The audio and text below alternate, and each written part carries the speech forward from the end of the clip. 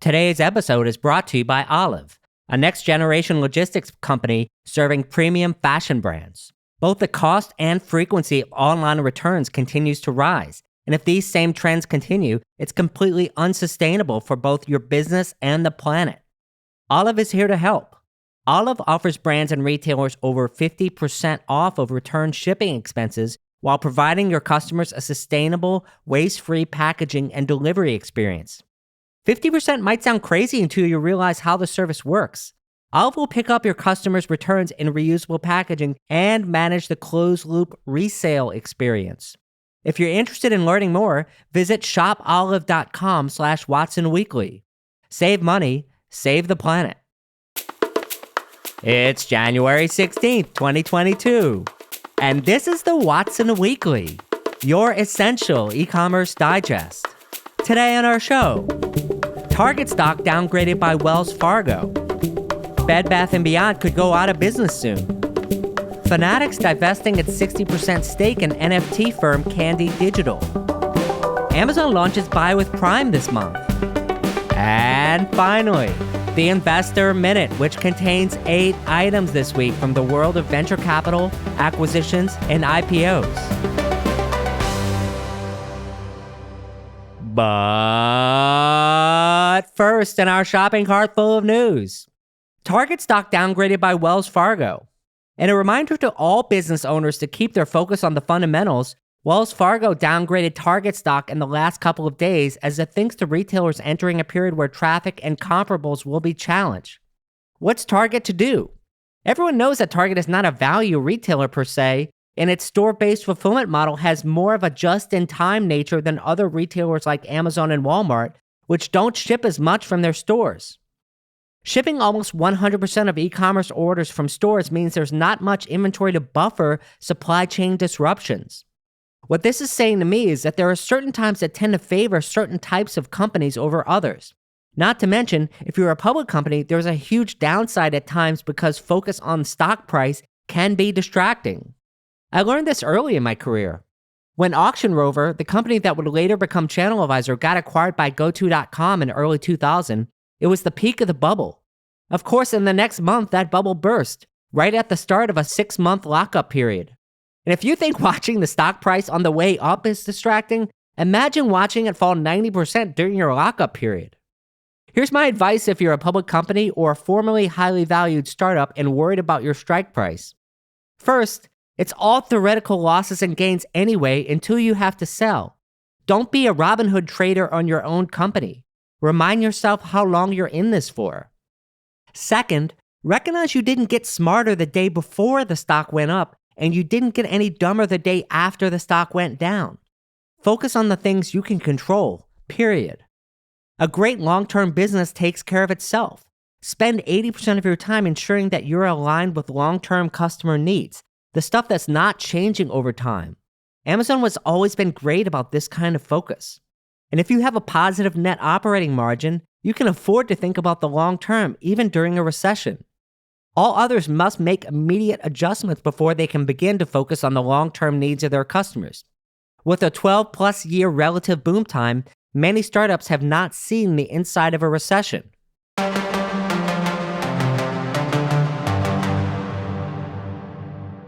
Our second story. Bed Bath & Beyond may go out of business soon. The death watch for Bed Bath & Beyond kicked into overdrive last week when it published a report saying that bankruptcy is on the table as it restructures its balance sheet. Well, duh. This definitely means that suppliers are running for the hills. Seriously, if you're a vendor of Bed Bath at this point, it's pencils down. Do not send them any more inventory because you are just making a charitable donation to the retailer's most important creditors, most likely the banks. If you ask me, which of course no one did, the entire experiment of the past few years has been a fool's errand. Bed Bath & Beyond is only able to get shoppers in stores with huge unprofitable discounts. This is not a business model, and the company desperately needed to pick a new segment for its consumers. Instead of using its buybuy BABY assets to help both firms and jettisoning Bed Bath & Beyond, it's entirely possible both assets could go down with the ship. My friend Brandon Braille from Capgemini and I did an entire podcast episode about this topic with Rethink Retail, which you can actually find in the show notes.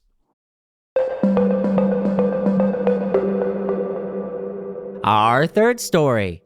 Fanatics is divesting its 60% stake in NFT company Candy Digital. CNBC reported that Michael Rubin's sports platform company Fanatics is divesting its 60% stake in NFT company Candy Digital. I know you really don't care about this, but humor me for just 30 seconds. Candy is a next-generation digital collectible company offering unique NFTs for fans and collectors, giving them the ability to purchase and sell NFTs to deepen their love of sports, culture, and entertainment. So, it was a scam, right? Kudos to Michael Rubin for cutting his losses. Another reason Michael Rubin is the king.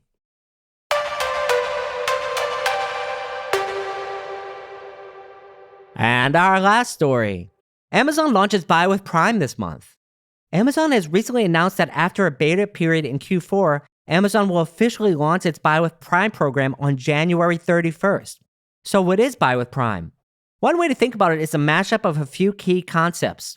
First is your direct-to-consumer website, fulfillment by Amazon, Amazon Pay, and finally, Prime benefits like free shipping and easy returns. Prime members who shop your website will be able to purchase and shop like they are browsing a Prime item on Amazon. Checkout happens like an Amazon Pay type order. In my opinion, this is best suited for merchants that meet two criteria. One, they have used or are considering using fulfillment by Amazon. If you weren't using FBA before, Buy with Prime is a heavy lift. This isn't just for D2C brands though. B2B distributors and others could use FBA if they don't want to develop a dropship capability. Two, also these merchants have much more Amazon Marketplace revenue than direct-to-consumer revenue. The reason is, many of these brands understand Amazon and want to improve their direct-to-consumer website conversion and engagement. Amazon Buy with Prime could be a bridge for these brands. BigCommerce has released a plugin so it's actually easiest on this platform at the moment. Other platforms require a longer implementation time by an agency. This could change as Amazon gets more adoption with the service. A big question I hear a lot is who owns that customer data? From everything I've read, the data is shared. Prime buyers are told that only limited information is being shared with the merchant, and brands are also told they can use this data but within limits. Can Buy with Prime buyers be converted to your own email lists? While there is no opt-in at checkout, that may not matter. I suggest using your transactional emails, order confirmation, shipping updates, warranty, reviews to create engagement and sign up these Prime shoppers. Plus, they've already visited your website. Should Buy with Prime be on every product page you have? Well, technically it doesn't need to be and shouldn't be during your ramp-up period. You can actually create just a simple collection of items that Buy with Prime applies to. But practically, it would likely work better in the long run if Buy with Prime has run of sight. And the reason is simple: buyer cognitive load. There's a reason almost every website prefers a flat shipping rate strategy rather than a per product calculated rate.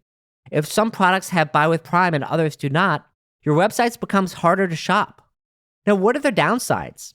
First, actually you don't have the payment token as the merchant. Amazon does.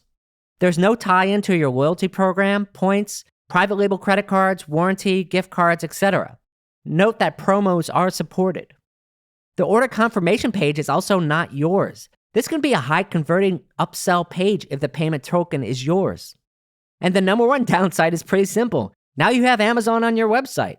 Seriously, folks, this is something to check out and experiment with, especially if you're in this situation I talked about earlier where Amazon is a large percentage of your business. You have much lower downside risk than other direct-to-consumer brands.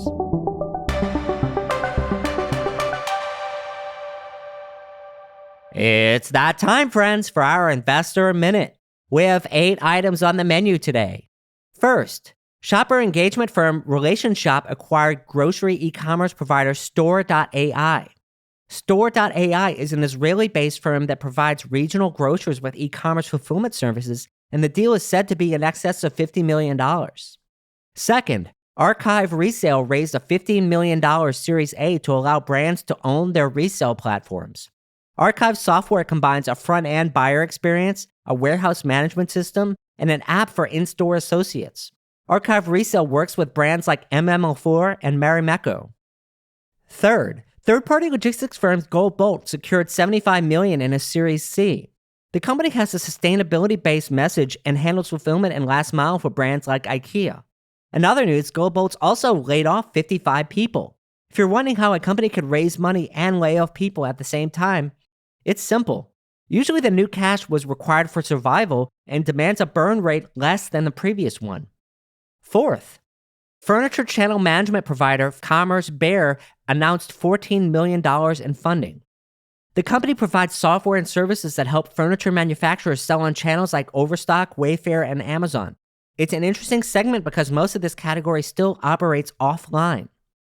Fifth, Elastic Path raised an additional $30 million to add to the $60 million it raised earlier in 2022.